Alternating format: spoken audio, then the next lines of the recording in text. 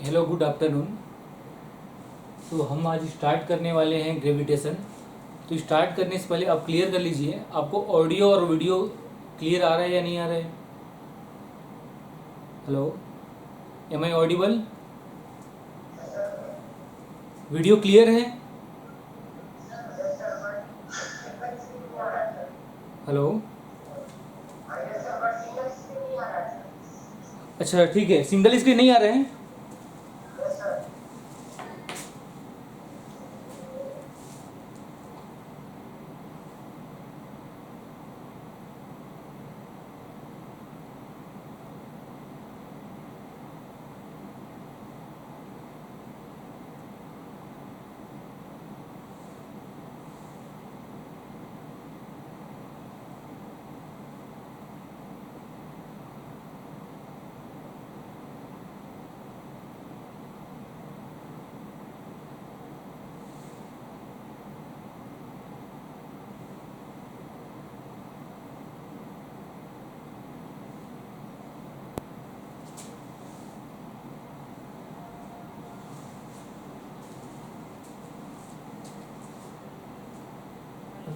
हाँ भैया, पिन कर दीजिए सिंगल स्क्रीन।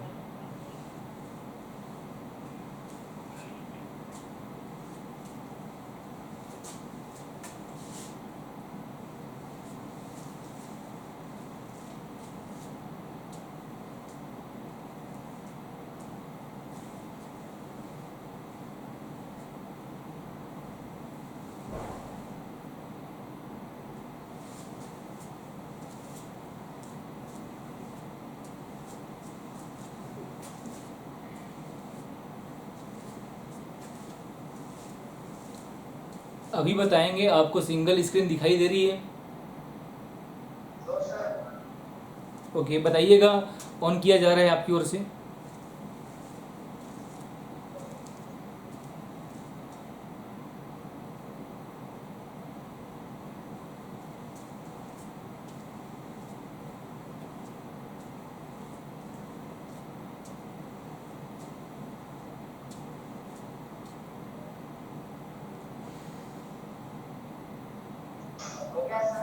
ओके, तो ऑडियो क्लियर आ रहा है आपको? ओके, वीडियो ओके है? ओके ठीक है। तो गुड आफ्टरनून सभी को। आज हम लोग स्टार्ट करने जा रहे हैं एक न्यू चैप्टर जिसका नाम है ग्रेविटेशन। हिंदी में बोलते हैं इसको गुरुत्वाकर्षण। तो स्टार्ट करते हैं। तो एक स्मॉल इंट्रोडक्शन से स्टार्ट करते हैं। आप जानते हैं कि जब भी हम किसी ऑब्जेक्ट को फेंकते हैं ऊपर की ओर, तो हमारा जो अर्थ है उसे अपने ग्रेविटेशनल फोर्स की ताकत से नीचे खींचती है। इसलिए वो ऑब्जेक्ट एक अधिकतम बिंदु तक जाकर वापस नीचे जाके गिर जाती है। ये आप जानते हैं। ग्रेविटेशनल फोर्स का एक और एग्जांपल लेते हैं।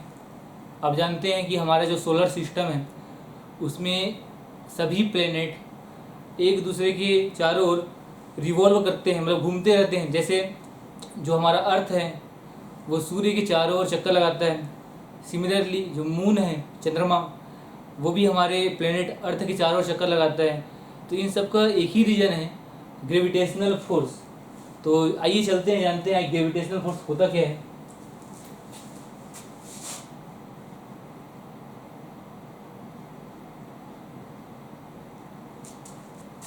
न्यूटन्स यूनिवर्सल लॉ ऑफ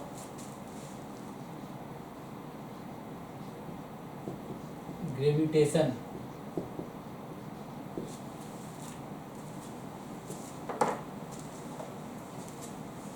तो न्यूटन ने बताया था कि कोई भी दो पार्टिकल जिसके पास खुद का अपना मास हो, वो एक दूसरे पे एक अट्रैक्टिव फोर्स लगाते हैं। उस फोर्स को ही हम लोग बोलते हैं ग्रेविटेशनल फोर्स। तो न्यूटन ने बताया था कि मान लीजिए हमारे पास दो पार्टिकल हैं। मान लीजिए दो पार्टिकल हैं, ये है मान लीजिए m1, ये मान लीजिए m2। दो पार्टिकल हैं, आपको दिखाई दे रहे हैं दो पार्टिकल जिनका मास है m1, इसका मास है m2।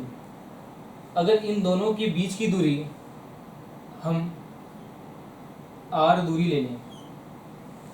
तो न्यूटन ने बताया कि अगर कोई भी दो मास के टुकड़े जिनका मास m1 है और m2 है, इनके बीच में हमेशा ही एक फोर्स काम करता है और इस फोर्स का नेचर हमेशा ही अट्रैक्टिव होता है। मतलब m1 m2 को अपनी ओर खींचने की कोशिश करता है और m2 m1 को अपनी ओर खींचने की कोशिश करता है। अगर हम m1 को देखें तो m1 पे एक फोर्स लगेगा, लगाने वाला कौन होगा? m2। हमने लिखा, क्योंकि m2 ने लगाया हमने लिखा f2। सिमिलरली m1 भी m2 पे एक अट्रैक्टिव फोर्स लगाएगा। डायरेक्शन होगा कुछ इस तरीके से, लगाया फोर्स किसने? m1 ने। किस पे लगा? m2 पे। इसकी वैल्यू होगी f1।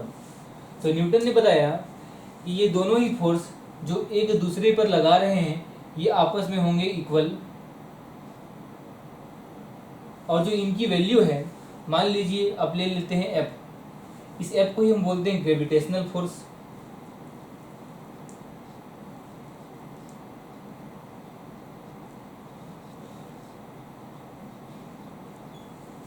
ठीक है, तो ग्रेविटेशनल फोर्स जो F है, न्यूटन ने बताया कि ये डायरेक्टली प्रोपोर्शनल होगा इन दोनों ही मास के टुकड़े के मास के। मतलब m1 और m2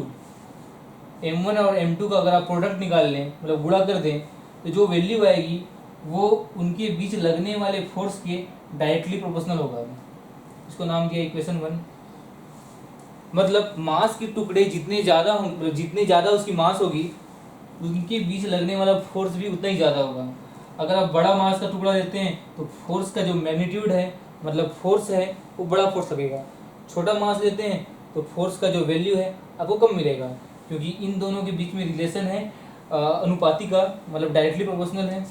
और सेकंड स्टेटमेंट दिया था कि जो यही फोर्स है ग्रेविटेशनल फोर्स, ये इनके बीच के डिस्टेंस का इनवर्सली प्रोपोर्शनल होगा। मतलब इनके बीच के डिस्टेंस को अगर हम r नाम देते हैं तो f जो है इनवर्सली प्रोपोर्शनल होगा square of distance between them. f is inversely proportional to 1/r²। तो आप देख पा रहे हैं, आपको इक्वेशन 1 मिला, सेकंड आपको इक्वेशन 2 मिला। अगर आप इन दोनों ही मास के बीच का डिस्टेंस को बढ़ाएं, अगर आप दोनों मास के बीच के डिस्टेंस को बढ़ाएं तो आपको जो फोर्स मिलेगा, फोर्स आपको घटता हुआ दिखाई देगा। सिमिलरली अगर आप इसके डिस्टेंस को आप घटाते हैं, मतलब अगर आप पास लाते हैं, तो फोर्स जो आपको बढ़ता हुआ दिखाई देगा। तो आप देख पा रहे हैं कि डिस्टेंस और मास दोनों पे ही फोर्स डिपेंड कर रहा है। अगर इन दोनों को हम एक साथ लिखने की कोशिश करें तो हमारे पास आएगा फोर्स की value F is directly proportional to m1 into m2 upon r²। तो ये न्यूटन ने बताया था। अगर हम प्रोपोर्शनल का साइन हटाएं तो एक कांस्टेंट आता है g, जिसे हम बोलते हैं gravitational constant m1 m2 upon r²। तो ये हमारे पास एक फाइनल फार्मूला आता है जिसे हम बोलते हैं ग्रेविटेशनल फोर्स। अगर हम लिखना चाहें g है आपका ग्रेविटेशनल कांस्टेंट। अभी देखेंगे इस फोर्स का क्या इफेक्ट आता है। Gravitational constant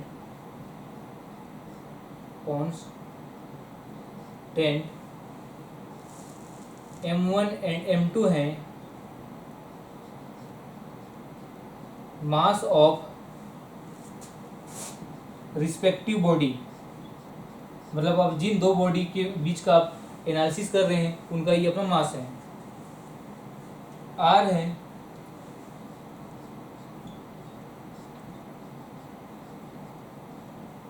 distance between the two body mass. फिर से समझते हैं कि अगर आपके पास दो मास के टुकड़े हैं जिनका द्रव्यमान या मास m1 है और m2 है, और उनके बीच का डिस्टेंस अगर r हम लेते हैं, तो ये दोनों ही मास के टुकड़े आपस में एक दूसरे पे फोर्स लगाते हैं। उस फोर्स को ही हम नाम देते हैं ग्रेविटेशनल फोर्स। माना m2 टुकड़े पर m1 के द्वारा जो लगाया गया फोर्स है F1, सिमिलरली m1 टुकड़े पे m2 के द्वारा लगाया गया फोर्स है F2। तो ये दोनों ही फोर्स आपस में इक्वल होंगे। अगर इनकी वैल्यू इक्वल है तो आपने माना कि इनकी वैल्यू F के बराबर होगी। तो न्यूटन नाम के साइंटिस्ट ने बताया कि जो F की वैल्यू होगी उन दोनों ही मास के टुकड़े के मास के डायरेक्टली प्रोपोर्शनल होगा और उनके बीच के डिस्टेंस के इन्वर्सली प्रोपोर्शनल होगा। इसका मतलब ये है कि अगर आप टुकड़ों को दूर लेके जाएं तो डिस्टेंस की वैल्यू बढ़ेगी। अगर डिस्टेंस की वैल्यू बढ़ेगी तो इनके बीच लगने वाला फोर्स का वैल्यू क्या होगा, घटेगा। सिमिलरली इन दोनों ही टुकड़ों को अगर आप पास लेके जाएं तो फोर्स की वैल्यू बढ़ेगी, डिस्टेंस घटेगा। वैसे ही समझते हैं हमारा सोलर प्लैनेट कैसे काम करता है।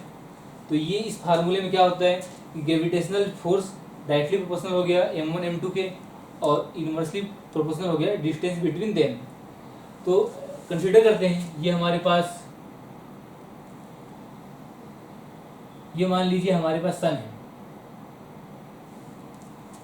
और ये मान लीजिए मून, ये मान लीजिए मून, और ये हमारा अर्थ, ये हमारा अर्थ। तो आपको दिखाई दे रहा होगा ये जो मून है, मून पे अर्थ एक फोर्स लगाएगा। इस फोर्स को हम नाम दिए Fe। क्यों नाम दिए Fe? क्योंकि फोर्स कौन लगा रहा है, अर्थ। किस पे लगा रहा है, मून पे। सिमिलरली ये जो सन है, सन भी इस मून पे एक फोर्स लगाएगा, उसको हम नाम दिया Fs। तो आप देख पा रहे हैं कि एक और अर्थ इस मून पे फोर्स लगा रहा है Fe, एक और सन लगा रहा है Fs। तो इस पे नेट फोर्स आया, नेट फोर्स Fe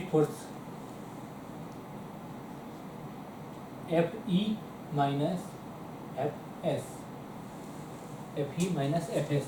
तो इस नेट फोर्स की वजह से ही ये सोलर प्लेनेट एक दूसरे के चारों ओर घूमते रहते हैं। और हमें पता है कि जो इनका जो पाथ है वो सर्कुलर नहीं होता।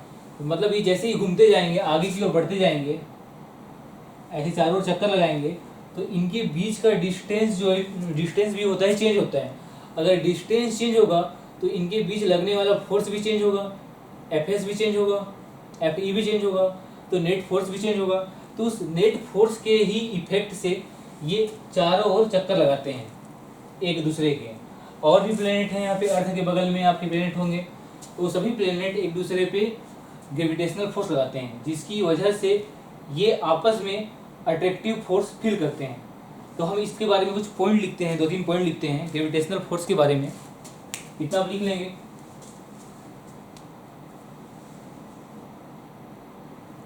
समुद्र में उठने वाली जो टाइड्स होती हैं वो भी एक ग्रेविटेशनल कॉन्सेप्ट का ही एग्जाम्पल होता है।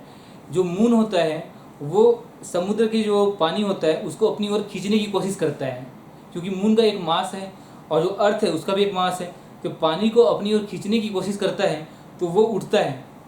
तो जो टाइड बनते हैं वो भी ग्रेविटेशन का ही कॉन्सेप्ट है।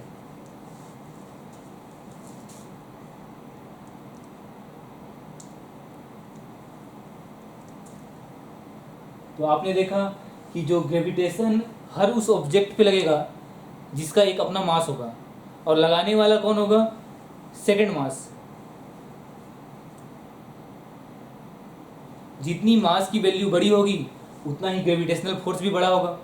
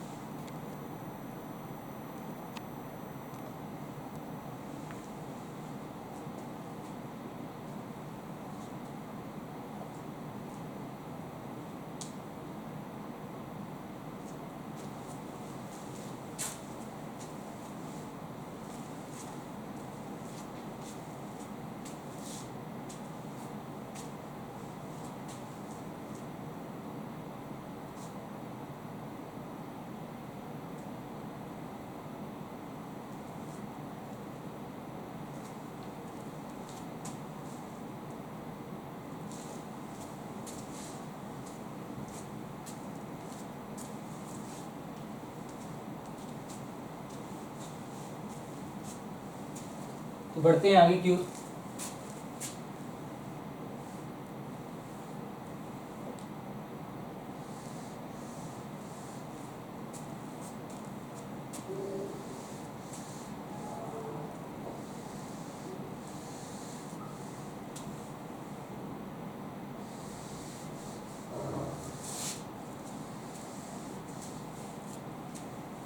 तो कुछ पॉइंट्स लिखते हैं, important points about gravitational force. Important points about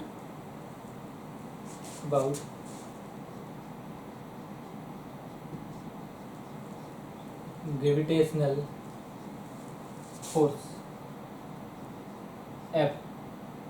तो पहला पॉइंट लिखते हैं,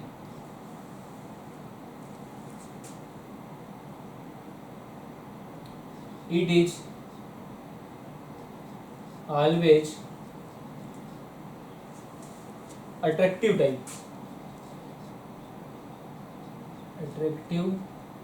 टाइप।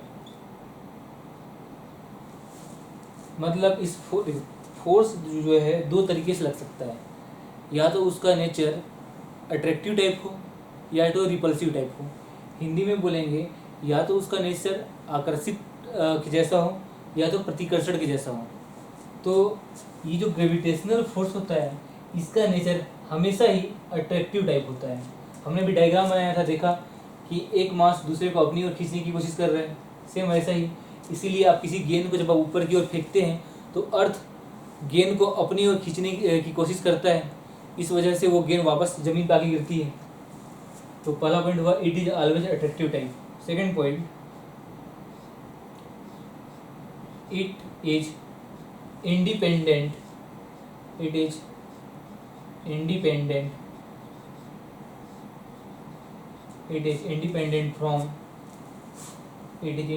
From medium. मतलब जो दो मास के टुकड़े हैं वो किस मीडियम में रखे गए हैं, पानी में रखे गए हैं, एयर में रखे गए हैं, वैक्यूम में रखे गए हैं, किसी भी मीडियम में रखे गए हैं, उसे इंडिपेंडेंट होते हैं।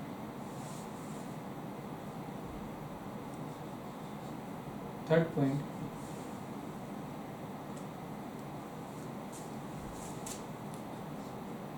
ये जो ग्रेविटेशनल फोर्स है, ये जितने भी फोर्स होते हैं सबसे वीकेस्ट होता है। It is weakest in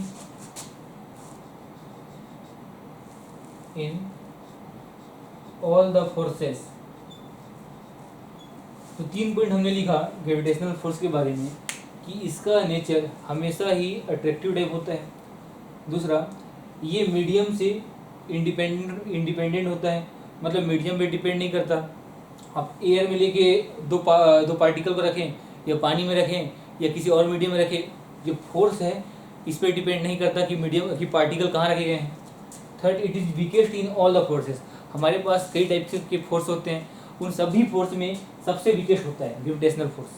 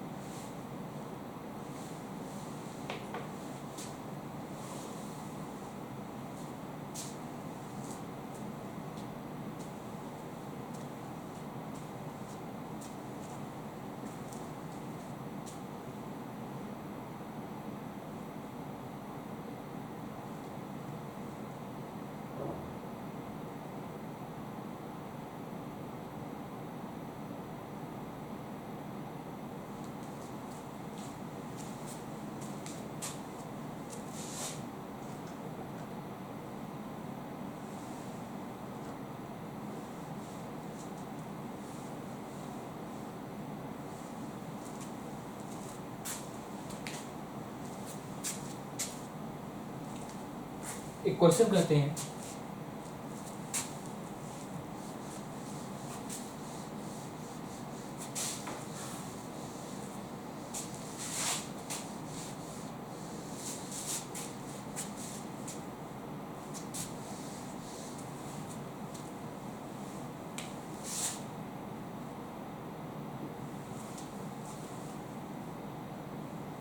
calculate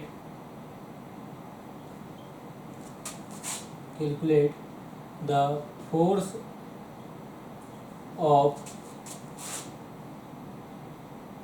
gravity. Force of gravity का मतलब होगा gravitational force. Calculate the force of gravity on a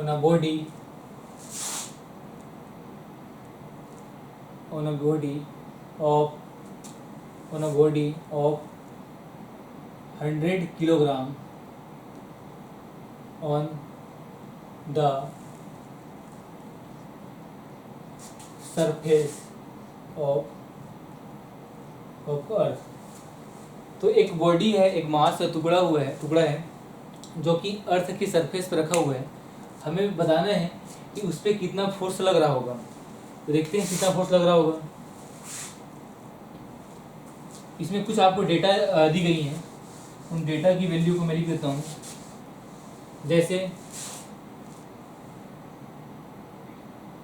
जैसे ग्रेविटेशनल कांस्टेंट की वैल्यू आपको दी गई है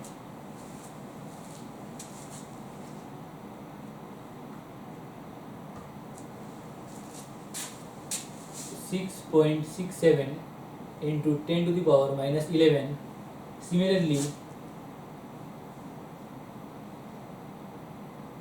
अर्थ का मास, पृथ्वी का द्रव्यमान दिया गया है आपको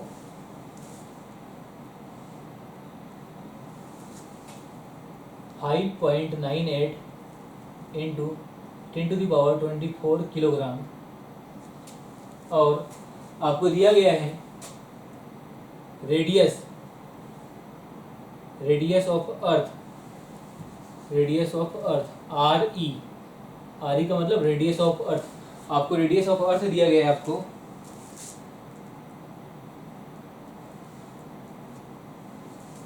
6.38 into 10 to the power 6 metre. तो हमारे पास 3 डेटा दिए गए हैं। तो देखते हैं इन डेटा का उपयोग करके हम कैसे निकालते हैं ग्रेविटेशनल फोर्स।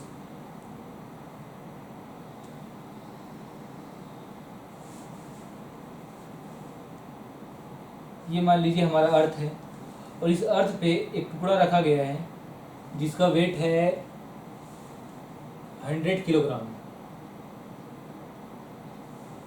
अब इसके पास भी मास है और हमारे अर्थ के पास भी मास है और इनके बीच का जो डिस्टेंस है वो डिस्टेंस है आर ई के बराबर। और आर ई का वैल्यू दिया गया है आपको। हमारे जो अर्थ है उसका मास भी आपको दिया गया है। तो निकालते हैं फार्मूला।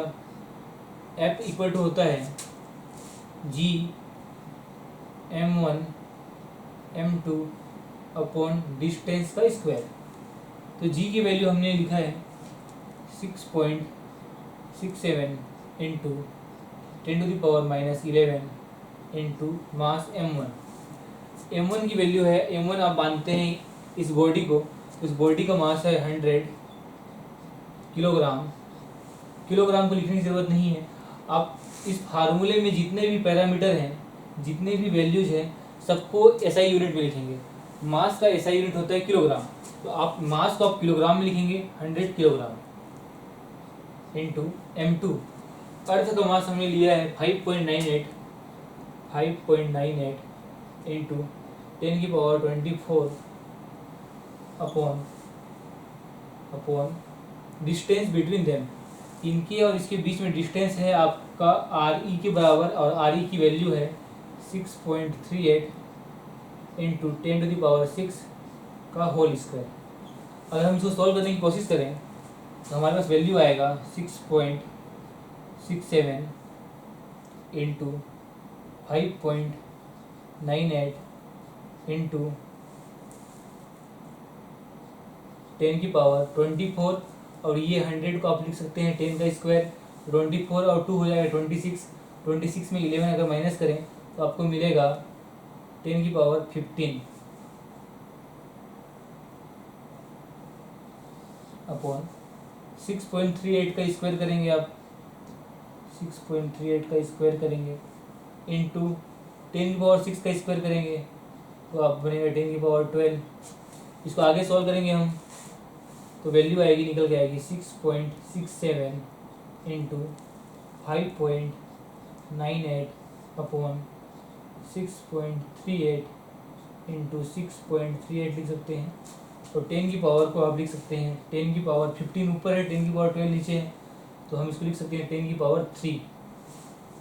तो ये हमारा आंसर आया फोर्स का। तो स्टेप इम्पोर्टेंट है, स्टेप इम्पोर्टेंट ये है कि आपको सॉल्व कैसे करना है। आपको दो मास के टुकड़े दिए जाएंगे, उनके बीच का डिस्टेंस आपको दिखाई दे रहा होगा, और फोर्स आपको पता होगा कि G m1 m2 upon r² होता है। तो सभी वैल्यू को अगर हम पुट करें तो आपको इस तरीके से आपको आंसर निकलता हुआ दिखाई देगा। और जो फोर्स की वैल्यू यहाँ से निकल के आएगी, फोर्स की यूनिट होता है न्यूटन, तो हम लिखेंगे इसको न्यूटन। बस इसमें ध्यान रखने वाली एक ही बात है कि जितनी भी वैल्यूज होंगी उसको आप SI यूनिट में लिखेंगे। अगर आप SI यूनिट में लिखते हैं तो जो आंसर आएगा आपका फोर्स का वो भी SI यूनिट में आएगा। और फोर्स का SI यूनिट आप जानते होंगे न्यूटन होता है, हमें लिखा न्यूटन। इसको सॉल्व करने के बाद एक नंबर आएगा, बाकी स्टेप्स यही होंगे। और स्टेप सबसे इम्पोर्टेंट होता है किसी भी क्वेश्चन को सॉल्व करने के लिए। कितना अपलोड करेंगे,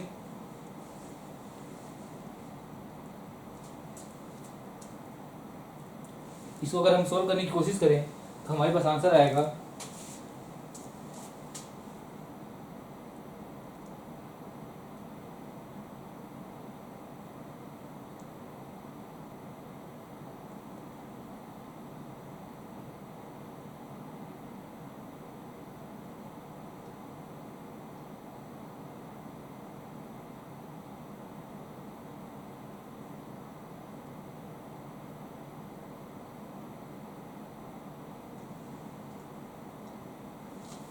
इसको सॉल्व करने पे आंसर आ रहा है 0.97 इंटू 10⁻3।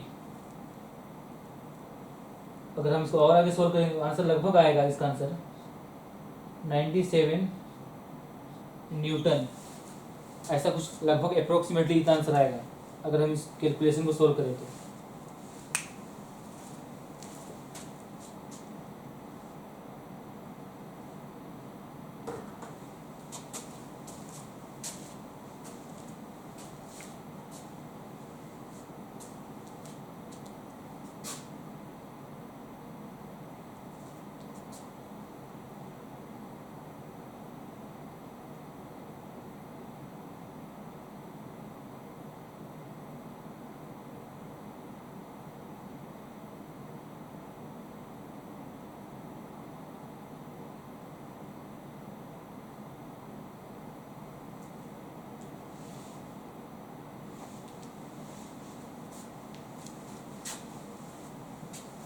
एक नेक्स्ट क्वेश्चन करते हैं।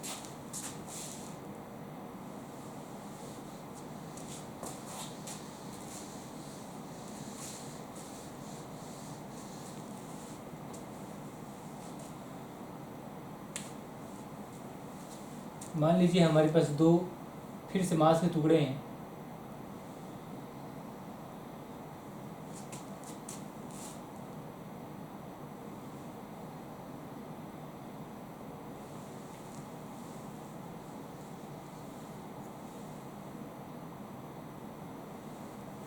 ये मान लीजिए सर्कल है, मान लीजिए सर्कल है दोनों, और सर्कल का रेडियस आपको दिया गया है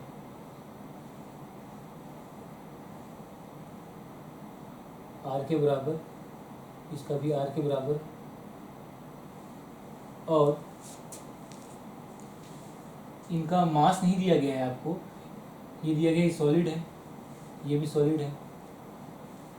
इसका volume charge volume mass density दिया गया है आपको रो, इसका भी दिया गया है रो।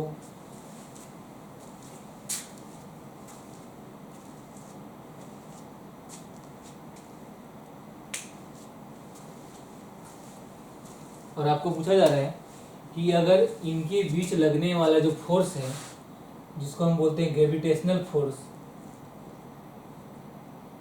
ग्रेविटेशनल फोर्स जो F है, इस F की value is directly proportional to R की पावर n है। तो आपको बताना है इस n की वैल्यू क्या होगी। समझने की कोशिश करें। दो मास के टुकड़े हैं, सॉलिड मास के टुकड़े हैं जिनका रेडियस है r, दोनों का रेडियस है r और दोनों का साइज समान है। एक का रो है, आपका रो को बोलेंगे वॉल्यूम मास डेंसिटी, हिंदी में बोलेंगे इसे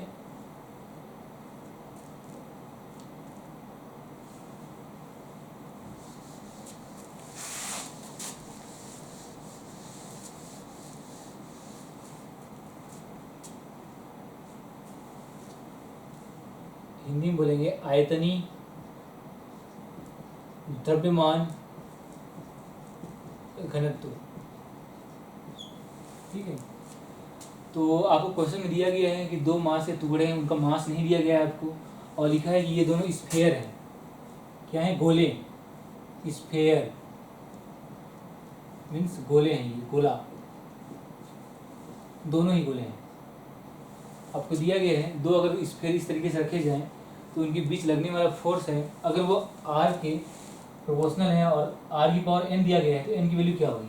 तो सॉल्व करते हैं इसको। आपको पता है कि वॉल्यूम मास डेंसिटी अगर रो है तो वॉल्यूम मास डेंसिटी होता है मास अपॉन वॉल्यूम। तो अगर हम इसके मास को माने m तो वॉल्यूम होगा इसका, अगर रेडियस r है तो एक स्फीयर का वॉल्यूम होता है 4/3 पाई r क्यूब। तो ये आपको मिला मास। तो हमें पता है फोर्स इक्वल टू होता है G m1 m2 upon r का स्क्वायर। तो इस क्वेश्चन के लिए आएगा G होता है आपका ग्रेविटेशनल कांस्टेंट, जो कि प्रोपोर्शनल का साइन हटाने पाता है, तो ये हमेशा ही कांस्टेंट होता है। तो G का G रहेगा, m1 इसका मास, m2 सेकेंड वाले का मास।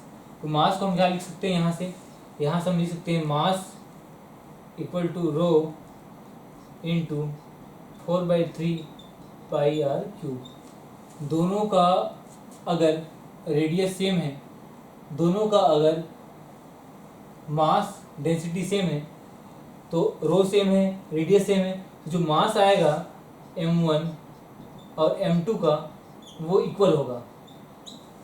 क्यों इक्वल होगा? क्योंकि फार्मूला मास का निकल के आ रहा है रो इंटू 4/3 पाई r क्यूब। अगर इस फार्मूले को अगर आप देखें तो इस फार्मूले में रो है, रो दोनों ही गोले के लिए सेम है, रेडियस है, रेडियस दोनों ही गोले के लिए सेम है। तो अगर सेम वैल्यू आप पुट करें तो मास की वैल्यू जो आएगी आपको सेम मिलेगी। लिखते हैं G m1 की वैल्यू रो के टर्म्स में लिखते हैं rho into 4/3 pi r cube. Similarly m2 की value rho into 4/3 pi r cube divided bye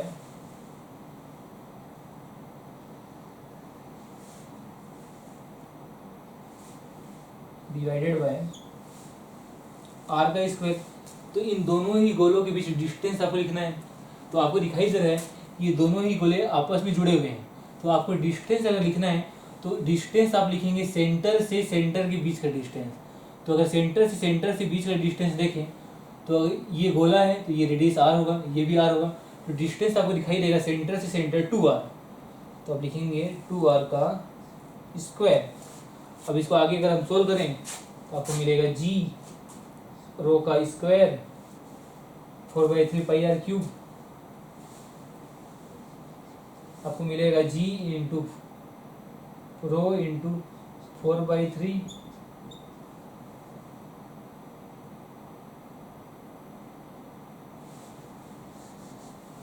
G को सेपरेटली देते हैं। देखिए रो 2 बार है, 4/3 पाई 2 बार है, तो रो इंटू 4/3 और पाई ये सब 2 बार है, तो हमने इसे लिख दिया स्क्वायर। हमारे काम का काम क्या है? हमारे काम है केवल रेडियस का, क्योंकि हमें रिलेशन निकालना है फोर्स और रेडियस के बीच का। तो हम देखेंगे रेडियस r की पावर 3 है और r की पावर 3 है, तो इसे हम लिख सकते हैं r की पावर 6 अपॉन 2r का स्क्वायर है, आप इसे लिख सकते हैं 4r का स्क्वायर। तो इसे आगे अगर हम सॉल्व करें तो आपको मिलेगा force equal to G into rho 4/3 pi का होल स्क्वायर अपॉन 4। ये आर स्क्वायर और आर की पावर 6 कटेगा, कटने के बाद आपको बचेगा 4, तो आंसर आएगा ऊपर में आर की पावर 4। मतलब जी क्या है, कांस्टेंट। रो क्या है आपका, रो है आपका वॉल्यूम मास डेंसिटी, ये भी आपको दिया जाएगा क्वेश्चन में। पाई एक नंबर है, 4 भी एक नंबर है। मतलब आर को छोड़ दें तो बाकी सभी कांस्टेंट है। कांस्टेंट इसलिए है क्योंकि जी की वैल्यू कांस्टेंट होती है, नंबर है, नंबर भी कांस्टेंट है, ये भी नंबर है, ये भी नंबर है, और रो की वैल्यू भी फिक्स होगी, डेंसिटी हमेशा ही फिक्स होती है, तो ये फिक्स है, तो पूरा फिक्स है। तो आपका अब लिख सकते हैं इसको डायरेक्टली प्रोपोर्शनल टू आर की पावर 4। अगर इसको इक्वेशन नंबर 2 नाम दे, इक्वेशन 1 क्वेश्चन में दिया गया था force is directly proportional to R की पावर n, और आपने निकाला है force is directly proportional to R की पावर 4। तो अगर दोनों का आप कंपेरिजन करें तो आपको दिखाई देगा n की वैल्यू आपको 4 मिलती हुई दिखाई देगी।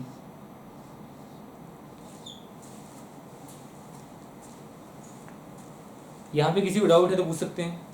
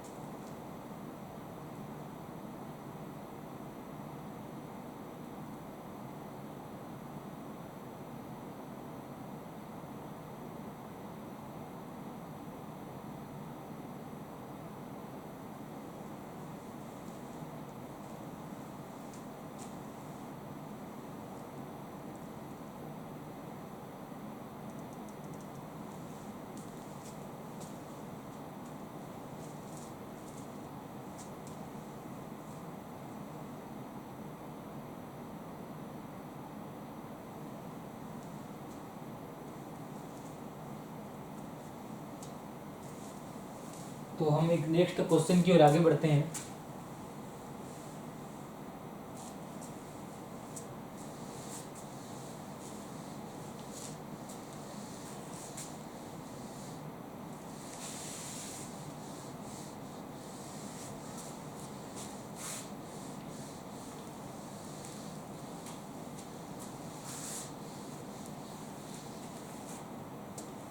एक न्यू क्वेश्चन लिखते हैं।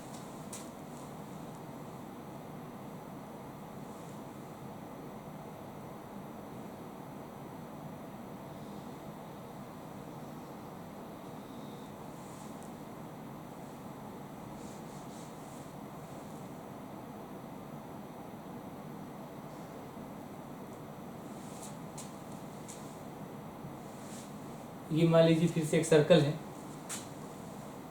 सर्कल के तीन कोने में 3 मास के टुकड़े रखे गए हैं।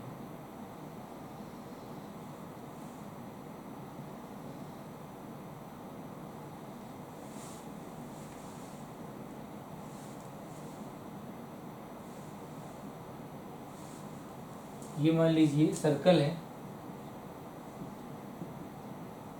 सर्कल सर्कल के किसी 3 पॉइंट पे 3 मास के टुकड़े रखे गए हैं, M M M,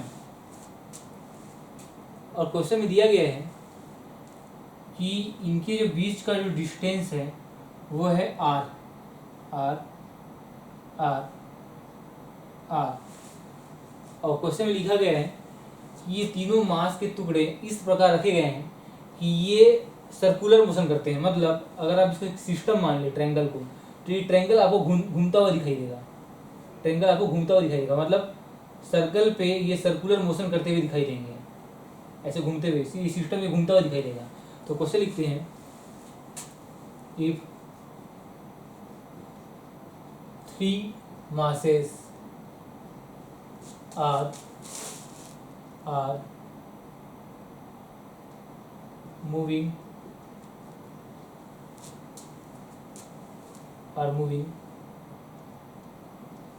such that they are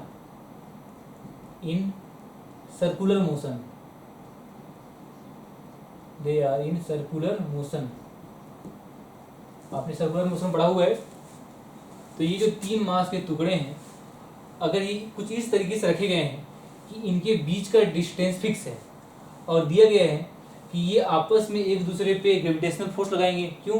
क्योंकि इसके पास भी मास है, इसके पास भी मास है, इसके पास भी मास है, और इनके बीच एक डिस्टेंस है। तो हमने पढ़ा कि 2 पार्टिकल जिनके पास खुद का मास होता है वो एक दूसरे पे एक अट्रैक्टिव फोर्स लगाते हैं, उस फोर्स को हम बोलते हैं ग्रेविटेशनल फोर्स।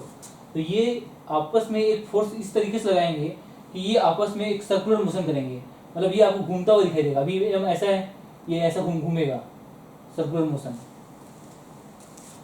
अगर इनके बीच का डिस्टेंस आर फिक्स है तो आप बोल सकते हैं इसको, ये एंगल, ये एक स्ट्रक्चर बनेगा इक्विलेटरल ट्रायंगल का, समबाहु त्रिभुज का, जिसका एंगल होता है 60 डिग्री, ये भी 60 डिग्री, ये 60 डिग्री। तो देखते हैं कि किसी एक पार्टिकल पे नेट फोर्स कितना लगता है जिसकी वजह से वो ग्रेविटेशनल फोर्स प्रोड्यूस करता है। देखते हैं, मान लिया हमने इस एम के पार्टिकल को हमने उठाया और हमने चेक किया कि कितना फोर्स लग रहा है इस पर। तो इस एम के पार्टिकल पे एक फोर्स लगाएगा एम, ऊपर वाला। डायरेक्शन क्या होगा? ऊपर की ओर। मान लीजिए हमने इसे नाम दिया F1। सेम ये भी एम एक अपनी ओर इस पर एक फोर्स लगाएगा, उसको हमने नाम दिया F2 लगेगा। तो ये आपको ऐसा कुछ दिखाई देगा, ये एम है, इस पर एक फोर्स लग रहा है कुछ इस तरीके से F1, एक फोर्स लग रहा है कुछ इस तरीके से F2, और बीच का एंगल दिखाई दे रहा है आपको 60 डिग्री। तो फोर्स जो होता है, फोर्स एक वेक्टर होता है, और 2 वेक्टर के बीच में अगर कोई एंगल बने, अब देखिए F1 एक अपना एक अलग इफेक्ट दिखाएगा। ये F1 चाहता है इसको अपनी ओर खींचने की, F2 चाहता है इसको अपनी ओर खींचने का, तो ये किसी एक डायरेक्शन में जाएगा। अब या तो ये F1 डायरेक्शन में जाए या F2 डायरेक्शन में जाए, लेकिन ऐसा नहीं होगा, दोनों ही फोर्स अपना अलग अलग इफेक्ट दिखाएंगे। तो ये पार्टिकल उस डायरेक्शन में मूव करेगा जिधर रिजल्टेंट फोर्स बनेगा। तो अगर F1 और F2 दोनों का रिजल्टेंट फोर्स Fr हो, हमने पढ़ा था वेक्टर्स में कि 2 वेक्टर अगर किसी पॉइंट पे वर्क कर रहे हों तो हम उनका इफेक्टिव या रिजल्टेंट वैल्यू कैसे निकालेंगे। ये हो गया Fr, इन दोनों का ही रिजल्टेंट वैल्यू। तो Fr की वैल्यू निकलेगी F1 vector plus F2 vector से। अगर ये दोनों ही वेक्टर हैं, फोर्स क्या होता है? वेक्टर होता है, तो इन दोनों ही वेक्टर का रिजल्टेंट आएगा Fr। क्योंकि सभी वेक्टर है तो हमने वेक्टर का सिंबल लगाया। अगर हम रिजल्टेंट निकालने की कोशिश करें तो रिजल्टेंट को आप लिख सकते हैं Fr equal to mod of F1 vector plus F2 vector, F1 का स्क्वायर प्लस F2 का square plus 2F1 F2 angle cos theta. Theta की वैल्यू कितनी बन रही है इनके बीच में? 60 डिग्री। तो हम लिखेंगे 60 डिग्री। अब आप देख रहे होंगे कि जो F1 है और F2 है, इनकी वैल्यू पहले निकाल लेते हैं। F1 क्या है? इस M के द्वारा इस M पे लगाया गया फोर्स, तो इसकी वैल्यू क्या होगी? G M into M। Upon distance R का स्क्वायर, आंसर आया जी एम का स्क्वायर अपॉन आर का square. Similarly F2 equal to G तो कांस्टेंट होता है तो हर इक्वेशन में सेम रहेगा। M1 M है, M2 ये भी M है, डिस्टेंस सेम है, मतलब आपको वैल्यू आपको मिली same G square upon R square. मतलब आप देखें तो F1 और F2 की वैल्यू आपको सेम मिल रही है, मतलब हम लिख सकते हैं F2 इक्वल टू F1। इससे क्या होगा, आप लिख सकते हैं F1 का स्क्वायर, F2 का आप लिख सकते हैं F1 का स्क्वायर, तो यहाँ हो जाएगा 2 F1 का स्क्वायर, cos 60 का वैल्यू होता है 1/2, तो ये कैंसिल हुआ, आंसर आ गया F1 का स्क्वायर प्लस F1 का स्क्वायर प्लस F1 स्क्वायर, मतलब 3F1 का स्क्वायर। तो F1 का पेयर बन गया, ये बाहर आ गया, बचा कौन, √3F। इसको आप ऐसे लिख सकते हैं √3 और F बाहर F1।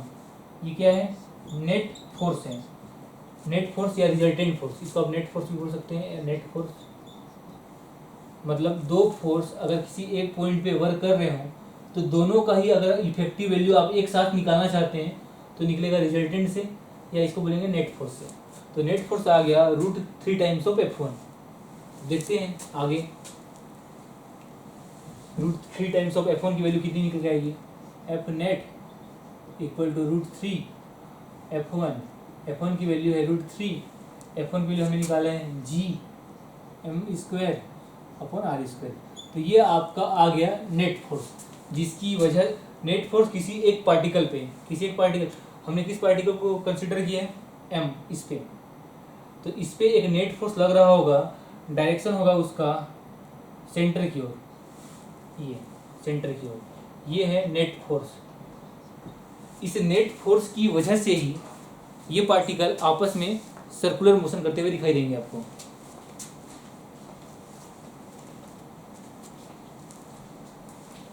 इतना लिख लेंगे आप।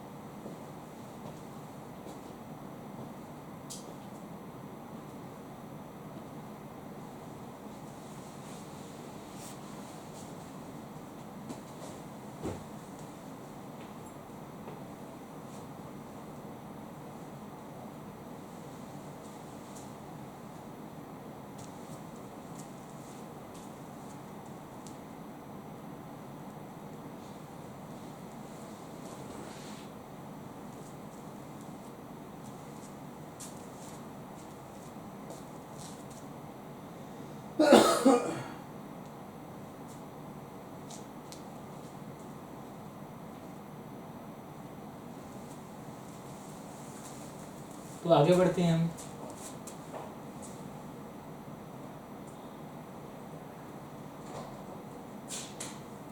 अगर हम कुछ चीज़ों को मिटाएं तो आप देखेंगे कि इस एम पार्टिकल पे एक नेट फोर्स लग रहा है सेंटर की ओर, और ये नेट फोर्स ही है जिसकी वजह से ये एम पार्टिकल एक सर्कुलर मोशन कर रहे हैं। आपको पता होगा एक अभिकेंद्री बल होता है, ये होता है नेट फोर्स, जिसकी वैल्यू हमने निकाला है √3 G M square upon R square. अगर यही वो नेट फोर्स है जिसकी वजह से ये पार्टिकल सर्कुलर मोशन कर रहा है तो उस फोर्स की वैल्यू बराबर होगी M omega square into R. ये आर क्या होगा, सेंटर से लेके इस पार्टिकल का डिस्टेंस, या फिर हम ये बोले रेडियस ऑफ सर्कल। तो हम लिख देते हैं यहाँ पे R equal to radius of circle. Omega क्या होगा यहाँ पे, ओमेगा होगा आपका एंगुलर वेलोसिटी जिस वेलोसिटी से ये पार्टिकल सर्कल में चारों ओर घूम रहे हैं, एंगुलर वेलोसिटी। तो यहाँ से आप देखेंगे, यहाँ से आप इस फार्मूले का यूज करके आप ओमेगा निकाल सकते हैं यहाँ से। लेकिन अगर आप आर और इस आर का आपस में रिलेशन निकालना चाहते हैं तो ये भी आप निकाल सकते हैं। देखते हैं कैसे निकलेगा।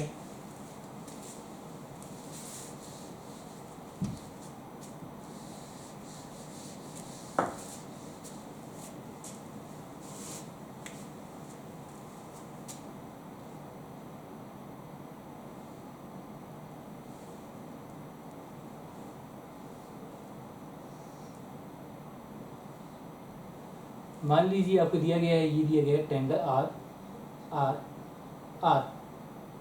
अगर आपको आर आर दिया गया है और ये मान लीजिए सर्कल है, सर्कल का आपको यहाँ से यहाँ तक का डिस्टेंस निकालना है जो कि आर के बराबर होगा। आर मतलब रेडियस ऑफ सर्कल, और आपको आर और आर के बीच में रिलेशन निकालना है।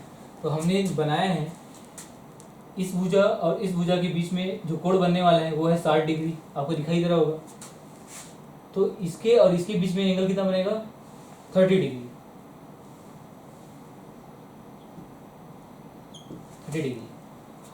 तो अगर रेडियस की मतलब इस लाइन की वैल्यू, इसकी लंबाई है, इसकी लेंथ है आर है, तो आप इसको देखेंगे, ये आर हो गया,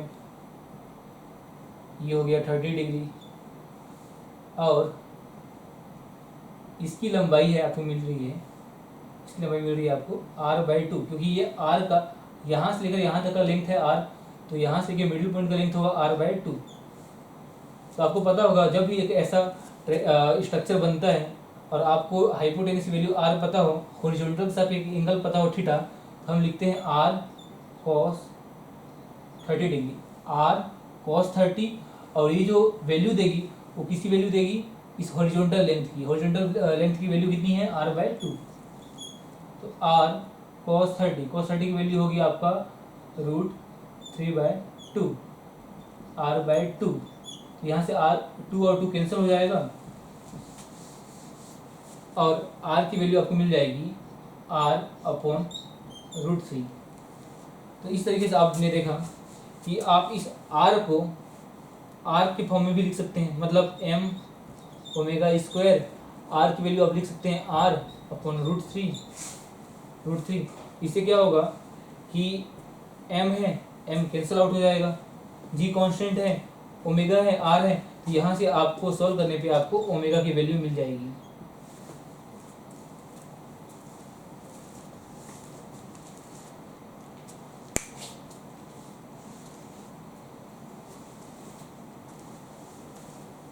और किसी को इस क्वेश्चन में डाउट है तो पूछ सकते हैं।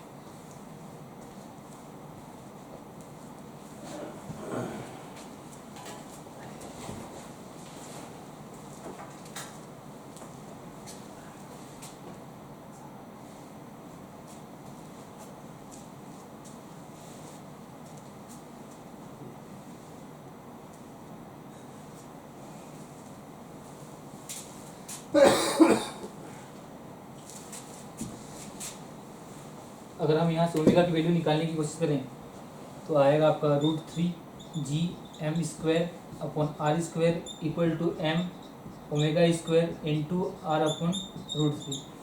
यहाँ से एक m बटा m बचा, तो ओमेगा की वैल्यू निकल के आएगी आपका ओमेगा स्क्वायर √3g, √3 और √3 का गुणा होगा तो ये बन जाएगा 3, तो 3 बन गया, g का g है, एक m बचा हुआ है, 3gm अपॉन r, इधर आएगा तो बन जाएगा r³। तो ओमेगा स्क्वायर की वैल्यू आ गई √3gm अपॉन r³। तो यहाँ से ओमेगा आ गया। अगर आप ओमेगा का वैल्यू रूट के फॉर्म में लिखना चाहते हैं तो ओमेगा की वैल्यू रूट के फॉर्म में आएगा √3gm अपॉन r का पावर 3। ये होगा आपका आंसर। ओमेगा क्या होगा आपका? Angular velocity in circular motion of any particle.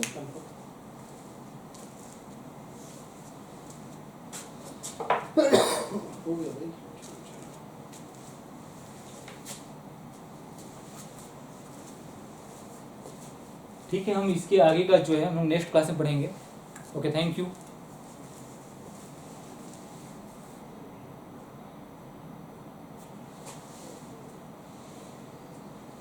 चलिए, बस कर दीजिए।